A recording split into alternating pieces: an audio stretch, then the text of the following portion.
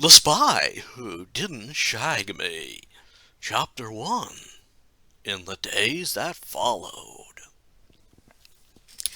Dear listener, if you are starting this tale, I must inform you that you have either missed the events that led up to this point, or you managed to listen to the exploits of one Larry Laffer in the modern-day Casanova. Regardless of which, I offer my condolences. As my duty is to tell the tale, I must also do my appropriate job of warning the groups of listeners whose ears may wander over this recording.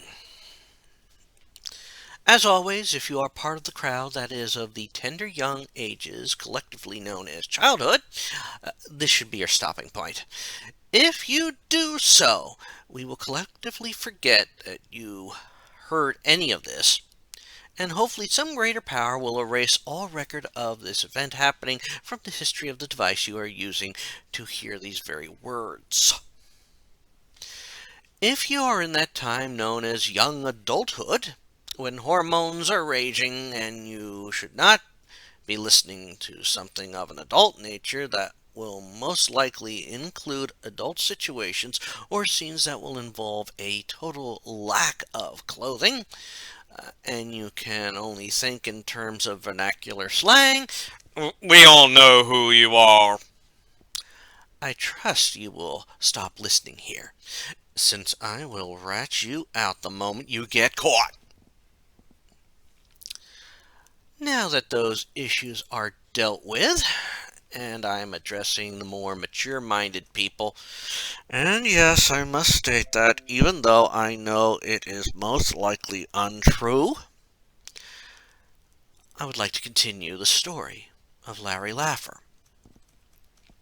If, as I stated before, you haven't heard the first story, you may find it on reputable sites where I placed them, and possibly on unreputable websites where I never ventured, but I'm not profiting on this. So if they're there, someone else is trying something. Or you can hunt down the supposed computer game detailing his adventures in lost wages. What you may not know is the events that were happening between them, and where this story will pick up in Larry's life, and the time he unwittingly entered the world of espionage. Now, I'm sure there has been a part of us that at some point in our lives wanted to be a secret agent like that British fellow, who must be a Time Lord of some sort since he keeps changing his physical appearance, and somehow get mixed up in that world. But the odds of that happening are 1,000,000,000 to 1, and unlike 1,000,000 to 1 shots, doesn't happen 9 times out of 10. The simple fact is that the world of spies uses codes and such so complicated that it is nearly impossible to stumble onto them, regardless of what media wants us to think. That is why that during the time Larry remained in Lost Wages after Eve left, since she was apparently fulfilled by their love-making session, in truth, a miracle had happened, even though she said Larry was nowhere near the best she had ever had. But it was modest at best. Larry spent the time adding to his funds, staying in the penthouse and hiring some individuals to help him locate her, figuring that they were now a steady couple. It should be noted that some of those individuals were involved in the spy game and had access to all sorts of hidden information. During that time, the spy world was also engaged in a serious matter of global safety. You see, this incident was happening during the end of the Cold War, and people all over the world lived in fear of the KGB, short for Komitet Gustar Sven Neu Bezapasnosti. Which is why we all say KGB. Don't ask me to try and say that again. During this time, there was a super double secret, which is slightly worse than double secret probation, plan to bring the social world to their knees. You see, the KGB had formed a partnership with a notorious evil scientist who had been outcast from his home island in his youth. The nefarious Dr. Nonuki. You see, dear reader, Dr. Nonuki did not like the status quo of his home island, which was a very odd blend of primitive and modern. While the tribes on the island seemed to look primitive, they had some modern conveniences, as well as some open views. There were a set of two tribes that lived in peace on the island of Nuntanite. The first was the tribe in which the men were in charge. Mostly this consisted of mostly male-dominated relations. They also relied more on agriculture, but were looking to excessively modernize at the soonest possible moment. The second tribe was mostly female-dominated. In fact, it was so female-dominated that Amazons would be considered prudish. The second tribe was also more likely to turn to cannibalism, usually targeting the least virile men or lost strangers. The two tribes lived in peace with one another, freely allowing members of each tribe to switch with the other, although men leaving the female tribe usually were sneaky about it. Dr. Nonuki didn't like this, especially since he was deemed undesirable by all on the island of Nuntanite. Thus, he had formulated a plan. He had developed a special ray gun.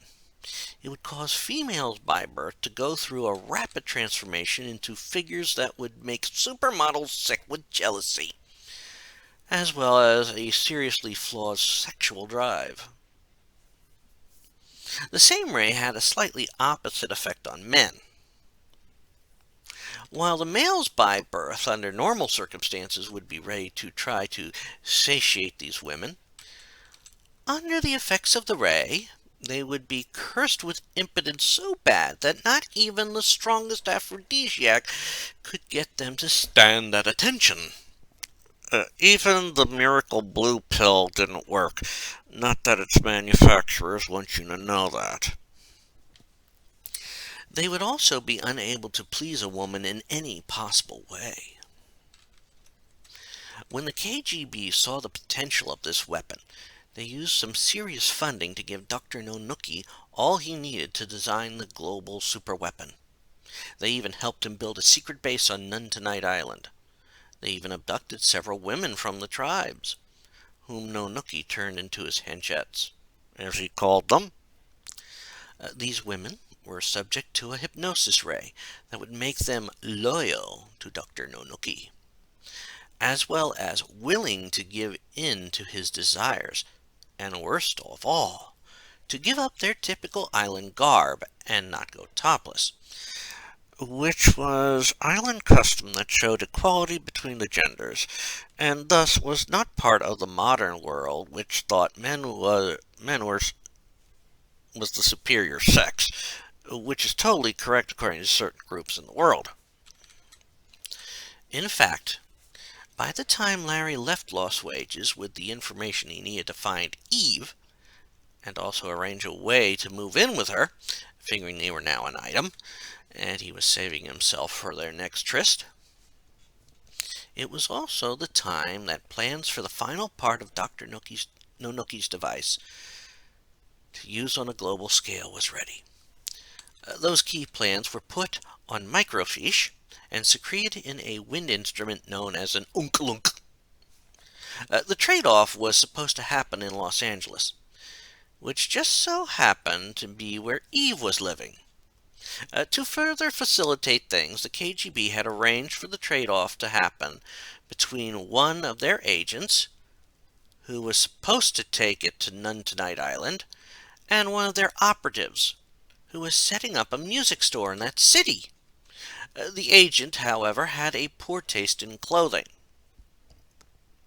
However, it would take more than a poor taste in clothing to mess things up, including some seriously bad timing and highly improbable and complicated code words, which would take either a master spy to crack or some serious bungling of the operative's native tongue. Or, in other words, something someone as clueless as Larry Laffer would do.